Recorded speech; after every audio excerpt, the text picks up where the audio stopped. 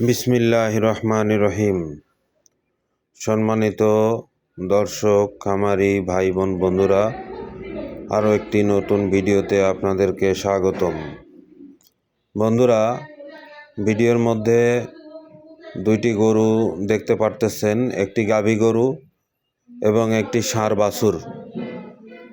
এই গাভীটিরই ষাঁড় বাছুর এইটা।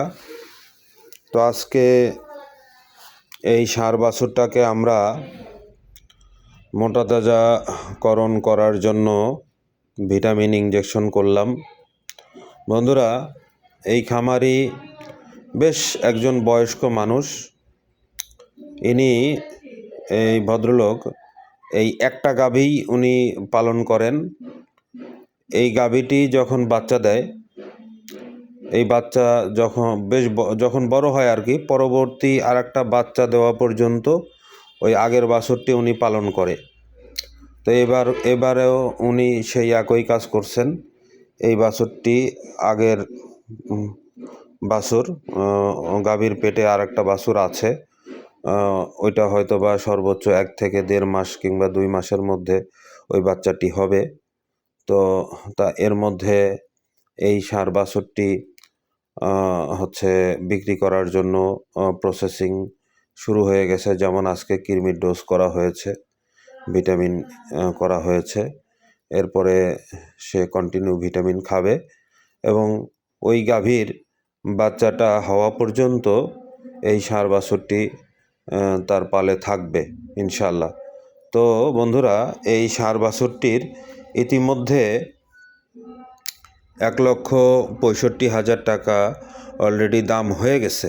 হ্যাঁ, তো উনি একটু যত্নটা বাড়ায় দিয়েছে। ওই যে খামারি পিছনে দেখতে পারতেছেন, বেশ বয়স্ক মানুষ।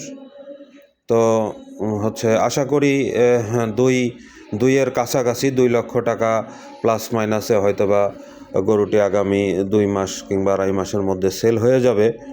তো বন্ধুরা, একটা বিষয় খুব ভালোভাবে একটু লক্ষ্য করেন যে মাত্র একটা গাভী এই ভদ্রলোক পালন করতেছেন।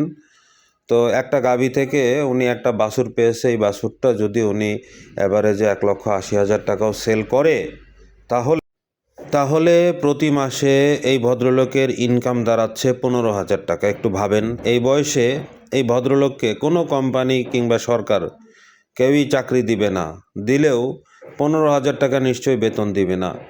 বাড়ির গরম ভাত খেয়ে বাড়িতে রিল্যাক্সের সাথে থেকে সে মাত্র একটি গাভী পালন করে সে প্রতি মাসে এই গাভী থেকে 15,000 টাকা করে ইনকাম করতেছে। একটু ভাবেন বন্ধুরা, আমরা যারা নতুন খামার করতে আগ্রহী, আমরা অবশ্যই ছোট পরিসরে 1টা কিংবা 2টা গরু দিয়ে আগে শুরু করব, এক্সপেরিয়েন্স অর্জন করব, গরুর ভাষা বুঝব, গরুর রোগবালাই সম্পর্কে জানব, তারপরে বড় পরিসরে চেষ্টা করব ইনশাল্লাহ।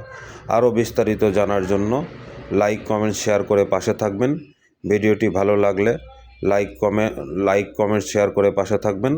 আসসালামু আলাইকুম।